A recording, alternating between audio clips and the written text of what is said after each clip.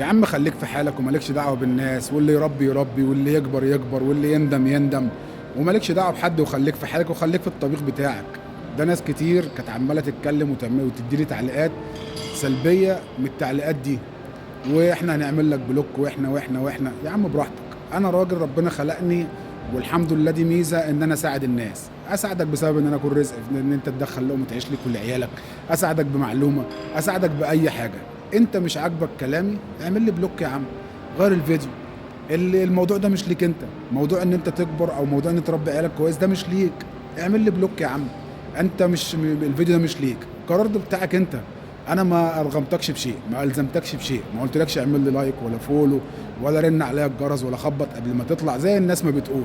انا بقدم خدمه، اللي عايز يتفرج يا مرحب بيه، نورتني وكبرت صفحتي وشرفتني في صفحتي. ما عجبكش كلامي يا عم فوت الفيديو، ما تشغلش دماغك بالناس اللي بتتكلم دي.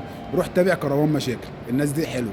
روح تابع الناس اللي بتقعد ترقص وبتهجص على النت، الناس دي دول اللي انت بتحبهم. لكن اللي يقول لك معلومه او يفيدك او يقول لك خد بالك الدنيا شكلها ايه قدام، او خد بالك اكبر ازاي، او ما تتابعش الناس دي. الناس دي وحشه، الناس دي مش خايفه على مستقبلك. روح لكروان مشاكل يلم ملايين على حسك، وروح للناس اللي بتعمل فيديوهات ملهاش لازمه تلم ملايين على حسك وانت عمال تضحك وتهجص معاهم.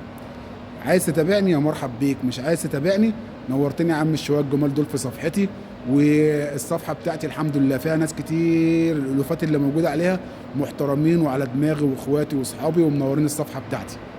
السلام عليكم.